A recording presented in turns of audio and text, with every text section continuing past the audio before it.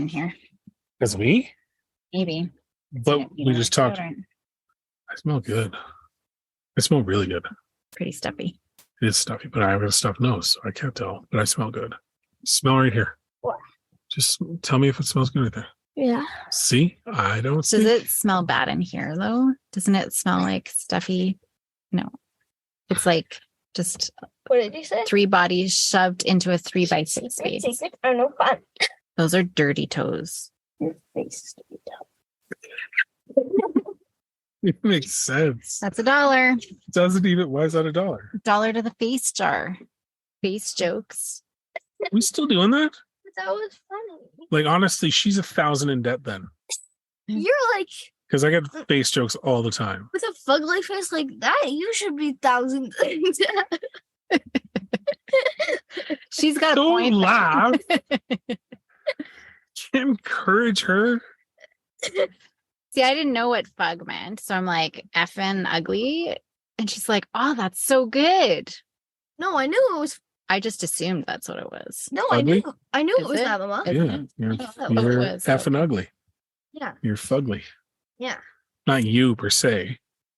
You're a radiant angel, and Well, I'm that's the apparently a definition trash of can further. lid. You know Are what I filming this, yeah, Melanie? yeah. Yeah, this is all that. Okay, you need to like post this. Like this is This is some- gold, this Jerry. is Gold. Yeah, this is gold. All right. Mute button. I was gonna say I've been loving. So I was really resistant to anything like HelloFresh. Heard about it when it first came out. Saw, free, get your free box. I'm like, That can't be healthy. But I've been done with eating peanut butter and Shreddies every night. And so we've started it. I actually love it. I love it. And it's not that I love the food. I think I can make better. A lot of it's tasteless. I add a lot of hot sauce to everything anyway. But I love the fact that children are making dinners regularly. And if anyone listening works for a company like HelloFresh, what she meant is it tastes wonderful and we're open to sponsorship. That's what she meant. Actually, a lot of them are amazing. Yeah, they're not. I agree. Like today. We changed companies. Today was Good Food. Yeah. We try them really all. should get sponsorship because I drop a lot of. You do drop a lot of names. If this was radio in like the 60s, we'd be up on charges. Would we? Oh, yeah. The payola scandals and stuff, they were a big deal. Oh. DJs getting paid to spin records. Are we allowed to Dude, it's the internet. mention names like It's this? the internet. We can do whatever we want. It's the Wild West. Are you sure about that? Not really. Okay. No. I mean, in this context, yeah, we're not soliciting funds or we're like on it. Okay. If anybody feels that us mentioning HelloFresh in any way diminishes the fantastic parenting advice we're giving, feel free to send your complaints to getstuffed@parentsoftheyear.com. So, yeah, we switched to Good Food tonight or for the next month just to see what it's like. But I love just that the kids can pick it up. And we happen to have a little chef in the Yeah. house who loves doing it. And knows how to cook salmon perfectly. Yeah, she cooked salmon tonight. Nobody Bang on. other than me knows how to make salmon good. And now she knows. You make it beautifully, Andy. You make really good salmon. Like I'm literally sitting here when you say these things. Like it's unbelievable. She made it perfect. She did make it and then cleanup's awesome. Like everybody chips in. Yeah. And we're sitting down. We're like, I remember when we were watching Young Sheldon and the girls were always commenting about their dinners. Like, man, they have awesome dinners every single night. And now we are doing that. The difference, though, is the mom was far more oppressed and had to start cooking dinner at like 3 p.m. before the dad got home. Well, probably. I don't think that was true. You don't think that's true? No, she got a job. She's working at the church. I don't know. I don't watch it. Yeah. I haven't seen it. We don't see the new season's out in the States. We don't get it for another year after. It's one show where we get a little laugh. I'm not worried about random penises showing up out of the blue. I get you. I agree. It's my question. Yeah. Oh, bullying. We talked about bullying yet? I don't think we have. Is this like an apology? Like, what's the topic here? Because How it started with you guys saying I'm ugly, and then you're going into bullying. So super curious about how we're going to go down this path today. How we help our kids manage bullies. She honestly called me fugly 30 seconds into the intro. I don't think she needs help managing bullying. Maybe dial it down a scooch. Not our children, but other people's children who might have.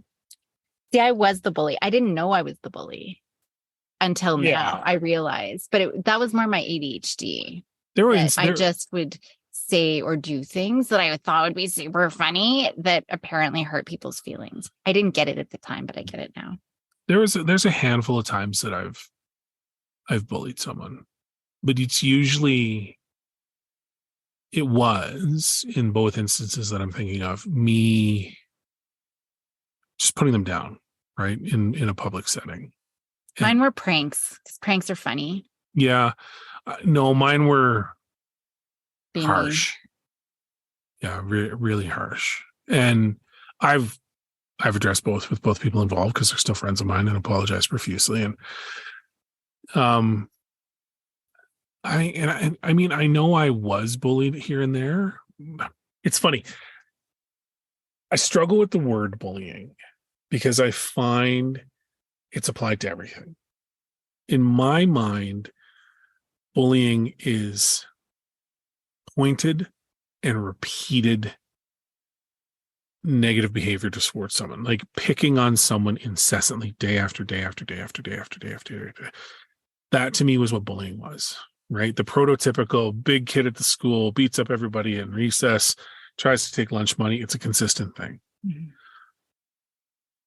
Bullying, as it's defined these days, has a far lower bar than what I think we were raised with. And this isn't kids these days have it so easy. I think we've diluted the definition of what bullying is to be any negative behavior that you receive. You're being bullied. You're not being bullied, right? And so I think there's a differentiation there because negative behavior put towards the kids, it's the same response I would tell them to do for both. Is you got to stand up for yourself, right? To whatever degree you're comfortable. I'm not saying fight. I'm not saying beat up the other kid. There's. Is that wrong to say? No, what I was going to say is I think there's gradual layers, right? If someone repeatedly is taking your crayon each day, tell them to stop. If it doesn't stop, escalate to an adult. If the adult, who probably won't do anything to solve it anyways, doesn't do anything to solve it anyways, yeah, you've got my permission then to do what you feel is appropriate, right? I would like every one of those steps to be progressively more responsible in terms of I tried this,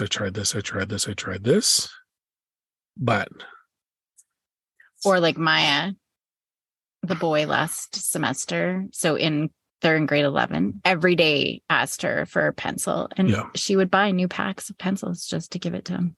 That's a sweet girl. That's a sweet girl. Not bullying though. He was just like, oh my gosh, I have no pencil. And she's like, here you go. Yeah. But I mean, but there's a line, right? Like, and I think that's what I'm more concerned about teaching the kids is someone saying something mean can be an isolated incident. Someone pointedly trying to pick you apart, that's bullying, right? Physically or mentally. And that's the one that I think requires the more severe reaction to. Mm-hmm. Because someone can have a bad day, right? Someone can be mean and sharp and it hurts your feelings. But then everything kind of processes and moves on. You can address that at any point and say, hey, I didn't like that you said that, right? Or why did you say that? A lot of times it'll be, I'm sorry, or I didn't mean to, or what are you talking about? Like they didn't realize they were doing it. Kids need to understand the difference between that and someone that is deliberately choosing them as a target and going after them every day, because that requires a completely different response. And especially in the age of social media, talk about social media so much, but in the age of, you have these keyboard warriors that face zero repercussions for insanely negative behavior, right? Like, and we've talked about it before, growing up, if we said something that someone didn't like, there was a real chance we were getting punched in the face. And that's how you level set. Like, okay, the line is just before that. I shouldn't have said that thing that got me punched in the face, right? There's none of that. And I'm not advocating violence. I want to be really clear. I'm not advocating violence. But we have, as a society, removed cause and effect from a lot of interactions. So there is zero consequence, right? People have run up to your car and hammered on the window while you and my kid were in that car, knowing that they can get away with it. Had I been in that vehicle, that interaction is completely different. Because as soon as I lumber out of there, that person's either going back to their vehicle or they're going through their vehicle, right? So there's a natural consequence. There's no consequence to picking on a pretty little blonde girl. What are you going to do, right?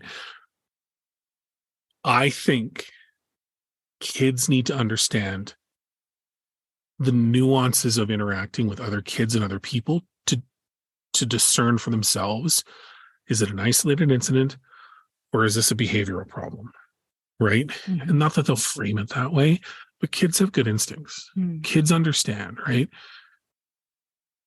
There's nothing that drives me nuts worse than an adult saying I was bullied. Right. Why in the world are you being bullied? Well, someone's bullying me. No, you're a fully formed adult. You have all the tools at your disposal to handle this situation. You are choosing to let this happen to you. And again, I want to be really clear. I understand there are different levels of intimidation and all of this And stuff. harassment and but stuff like that. There's just a lot of like everything workplace is labeled bullying, bullying going on right now. I see it all the time. Yeah. right? But there's everything is bullying, and it's not, right? I think we as parents, as educators, as adults need to get really comfortable with teaching kids that some behaviors, the behaviors that are unacceptable, aren't always the same. So, and then teach them how to deal with it. So Yeah. anyways, that's kind of my ramble. So I'm sure I'm way off mark. Well, actually, that makes me think of, I do have some kids who misinterpret. They're just, whether they've got sensory processing challenges, or they just don't know how to read social communication or the situation. They don't pick up on context. A lot of times it's my neurodivergent kiddos. But like, I have a kid who, or actually a lot of kids who will, if you accidentally walk by their desk and knock something off their desk, it's a big freak out and they're being so mean, right? So for those kids that are misinterpreting, I'm teaching them the skill of how to interpret. So I might have a bump scale on a scale of 1 to 10. So 10 is Billy's looking at you saying, "You are awful," and then punches you in the face and breaks your nose. That's a 10. Yeah. On the bump scale. Yeah. Whereas a 1 is someone brushes past you in the hallway. It's a busy hallway and someone barely touches you. That's a 1 maybe, right? And then it's like varying degrees on there. So we can sit down and be like, okay, where on the bump scale is this? Or the teasing scale or whatever it is. But I do also have kids who I've got kids who are called names. They're called gay. They're picked on for their clothes or how they look or their hair. Or I've got kiddos who are biracial, right? And they're picked on, why don't you look like your mom or your dad or whatever it is. So there's those kinds of things that and when we look at the definition, it's targeted, it's reoccurring, meant to harm, and usually a public thing. Sometimes 100%. It's quiet, like the silent little threats, but most of the time it's not, because it's about the reaction. So those are kind of the situations where we need to focus on, right?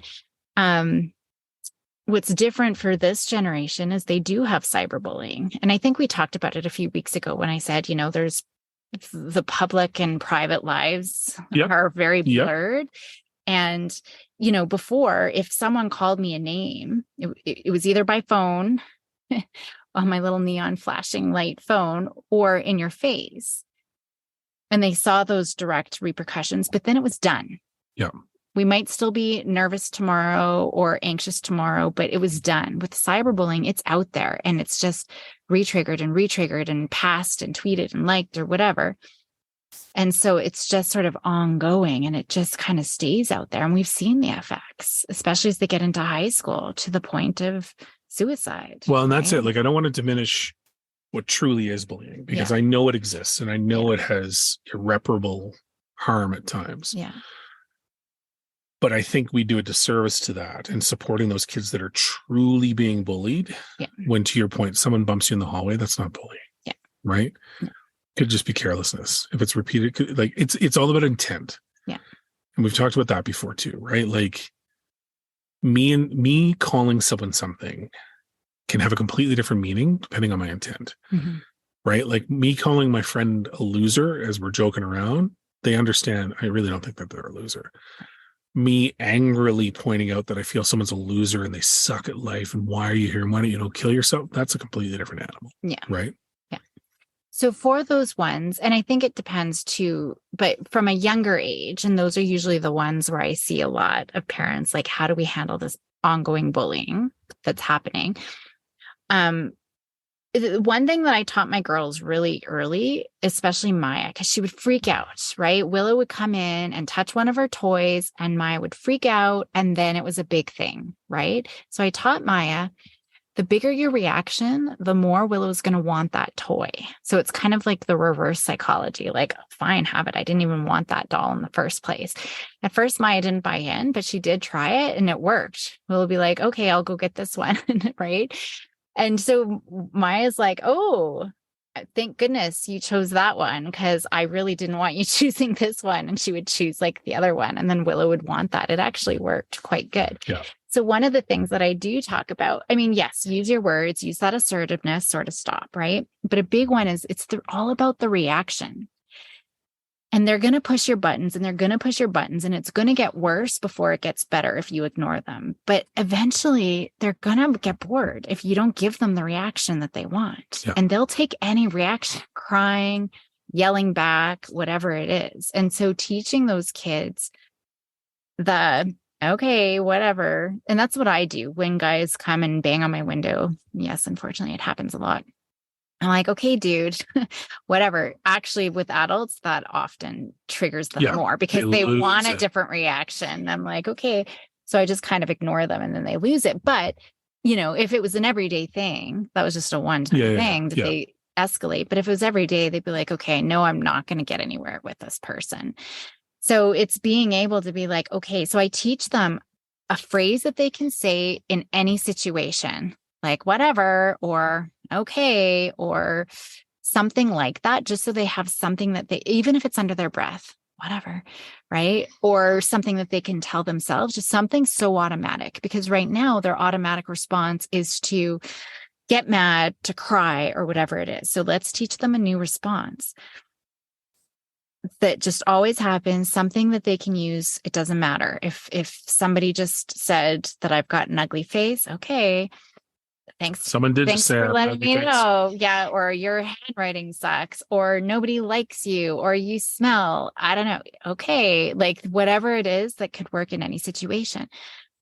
But being able to walk away, right? And then go find an adult. And a lot of kids do worry. I don't want to be the tattletailer. I don't want to be the snitch. And it's not to go find an adult to snitch. If you want to, you can. But I know a lot of times, a lot of these kiddos start creating, and I've talked about, like the bad kid persona who will fight back and who will knock other people out or just be mean in the first place themselves because there's nobody else there to protect them. They've tried to use their words. That doesn't work. They've tried to ask for help from adults. That doesn't work. So they bring on this other persona. We don't want that either. So I think it's important that the adults there should be zero tolerance. I think we've really normalized bullying. Oh, they're just kids. It happens, right? We just got to suck it up. Just because it happens a lot doesn't mean it's normal, doesn't mean it's healthy. There has to be a zero tolerance because some of these kids really are being affected. But I get kids, so it's not about going and telling. If you can, let's look at how we can structure it so that there is an adult to support you. But just being around an adult, right? Just being around the lunchtime supervisor or something like that, the chances of that child pursuing you, the bully pursuing you to do anything, probably diminishes. Now, I know I've talked about this with Willow before, and she's like, there's some kids who will still follow. They don't care if there's a supervisor. And actually, a fight broke out right in front of the teacher because the kid just kept pushing and pushing and pushing and pushing until the other one punched the other one out. Right. So pushing and right in front of. So that's still going to happen. But generally speaking, those are the things that I talk about: being assertive, finding that one response, walking away, and then just putting yourself in a situation where the chances of them to follow you aren't going to be great. But I do know, I can't remember where I was hearing about it the other day. I don't know if it was Maya or somebody was telling me that a kiddo was hanging out. So an older kiddo was hanging out at school because they knew that somebody, was it you telling me? Because somebody was going to beat them up. They were waiting outside and they were going to get beat up outside. And so this older kid was waiting to beat someone up? No, was waiting in the school so he wouldn't get beat up because he knew all of these kids were waiting outside to beat him up, just off the school grounds. And he went to a teacher because the teacher, he didn't go and tell, but he was in the school, and a teacher said, you got to get out, like school's closed. And he's like, there's kids out there who are going to beat me up. And that teacher kicked him out and he got beat up. And I'm just like, oh my gosh, like I get that, it's the end of the day and everybody wants to get home to their family, but we got to protect these kids, totally. So, and I know one of our children has had one of the boys who's very mean. One of them was physically mean, Mm-hmm. like she had cracked ribs and he made it worse. Yeah. He rammed her into a pole, like, what ribs, these ribs, and this year I know that there was a kid who's been really super mean, and she's tried to use her words. She's tried to walk away. Mm-hmm. She's tried to get adult help and nobody is helping her. And so she's like, Mom, what do I do? I actually did give her permission to fight back. Yeah. And so the one day she went to school and she's like, are you serious? Like, can I really, if it comes to that? I'm like, yeah. Like, because there's a defense piece, right? Yeah. Like you're at a point where I 100% support that. And because it's no different than what we've talked about in the past about I'm that final option. Well, that's their final option, right? Yeah. That's their final step before we need to step in, and then it's scorched earth. And I will gladly sit across the table from an administrator and ask them point blank, my child knows to use her words, to ask for help, to get an adult, to try and solve it herself. She also knows if those are run out, we've given her permission to do this. So you explain to me why the first 3 steps were ignored, because that's your responsibility. If she's to the point where she feels she has to physically defend herself, that's a failure of the administration's point. The people that are supposed to keep these kids safe during the day. I'll take over at night. I got no problem with that. But you're responsible. So if she got to that point, you explain to me why when she came to an adult, there was no adult help. Because that, to me, to your point, that's critical. Yeah. That these kids feel like they're taken care of. And I don't feel that happens across the board, right? I think a lot of times they're not good. They're completely dismissed for whatever reason, right? So I agree with that. I don't think that's wrong at all. And I think I shared the one example of the one kiddo who was being bullied, but even parents were coming and watching him at the ground and video recording. It still boggles my mind how that even happened. This is crazy. But he's the one who gets in trouble because they edit out everything, all the poking. And this is a kid who has tried, again, using his words, going for help, whatever. But he's the one who blows up. And so he's the one who gets in trouble. And our child who was asking, she was like, I might get suspended if I have to defend myself. Even though I'm defending myself, I am going to be the one who's suspended. And what message is that sending to you? But it happens. I see it all the time. It's other people who just poke, but it's the big reaction of the kids who they've tried everything that they've been told to do by adults, and now they're in trouble. And not only are they in trouble with the school, and now they have to go home and they're getting reprimanded by parents, right? And so there's a difference to me. If my kid came home and said someone called me a name and I punched him in the face, okay, explain to me what led to this, right? Is this a repeated thing? Is this just a new thing? If it was a new thing, we're having a conversation about appropriate behavior, right? If it's a repeated thing, no, right? Like, again, we've talked about this before. My biggest fear is I don't want my girls growing up feeling like victims. And I've seen a lot of women that carry past trauma with them because they weren't protected, or they didn't feel like they could stand up for themselves, or worst case, they did. And to your point, got in trouble. Nah, I want my girls to know that if they truly felt that that was the best course of action because they've exhausted all other reasonable responses, cool. I trust you. I trust your instincts. We'll deal with the fallout of it. No problem. And if it didn't work, then you know what phone call to make, right? Mhm. Because it is, and this applies, this is just our girls, right? But I think it applies to all kids. All kids need to understand cause and effect, right? Consequence to action, but that they're supported and they're believed, Yeah. right? That's so important. It's crazy. That's our to job. me. It's to believe 100%. them and to be on their team. Yeah. And I would say, even if it was a first offense and you're like, we should teach them, if they've already been reprimanded at school, I don't think they need to be reprimanded at home. No. They've already been accountable to that teacher. And No, I agree. And so it's us being able to come home and give them that space, and we're on your team. Yeah. Like, we don't have to agree with. Yeah, we don't have to like it. Yeah. We don't necessarily have to condone it or support it, but we don't also have to drag them over the coals a second time when the people they spend the bulk of their day with are going to do that again and again and again. Yeah. But I agree. I think the amount of times that adults too dismissive to me and then quickly label everything as this bullying thing, that's the problem. Because it's not all bullying, Yeah. right? Spend the time understanding the situation. Spend the time understanding what your role in it needs to be to help these kids, and then truly help these kids. For a kid, I think the best way I've ever seen anyone ever handled being picked on was Eminem in 8 Mile when he showed up to the final rap battle and he just let it all. He knew they were going to make fun of him for being poor, for living with his mom, for being stupid, for his friends shooting himself in the foot, whatever. And he just laid it all out because, to your point earlier, with whatever, right? Okay, whatever. It's the same freeing thing. There's no power over things that you own. And if you put stuff out there or you react in a way that they say, I think you're stupid. Thank you. Thanks, man. Yeah. Cool. Maybe I am. Right. Okay, cool. But that's tough. Like, that takes a really strong core confidence to be able to be like, yeah, okay, you're ugly. Sure, man. Whatever you say. Maybe I'm not your type. Right. But if you can get people, you can get your kids to that point where they have this unwavering belief in themselves and then an unwavering belief in the support that they need.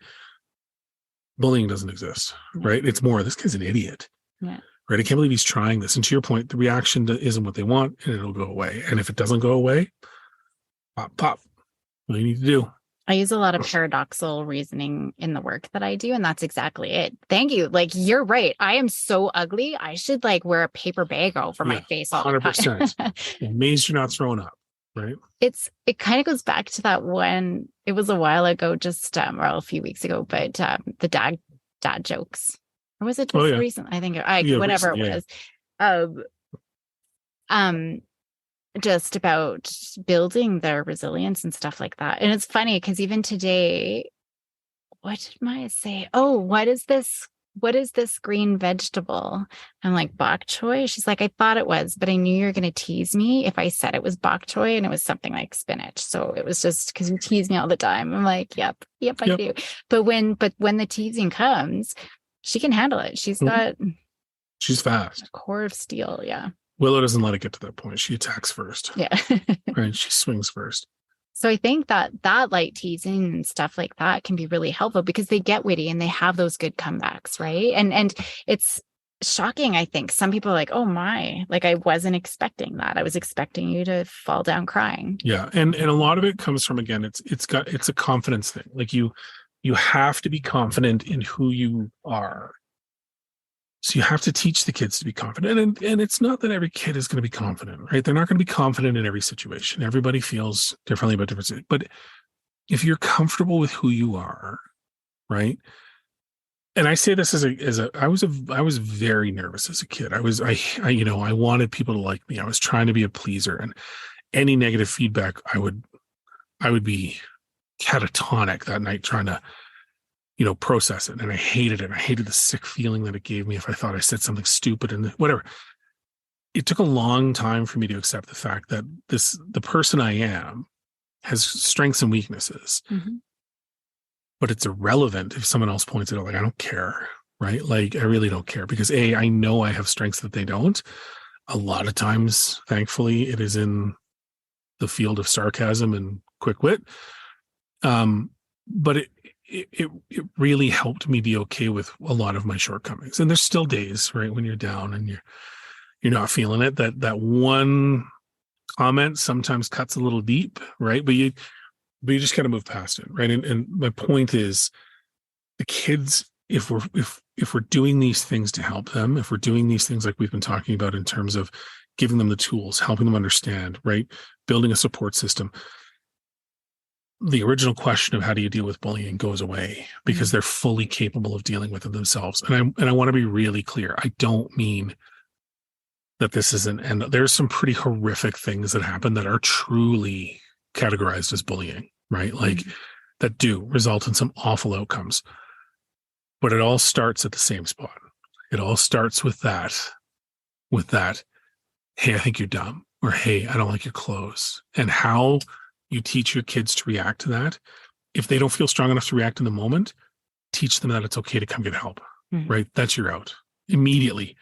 And then work with them on it so they don't feel alone. Because I think that's the most dangerous place, is making a kid feel like they're not supported, feel like what they're being told is true, and then having no way of getting out of that mindset of maybe they are right, maybe I should just, right? So I think that's the important part. And I think, yeah, it all comes down to give them the support, give them the tools, toughen them up by being awful parents and insulting them every chance you get. No, I'm kidding. But yeah. All righty. Well, thank you.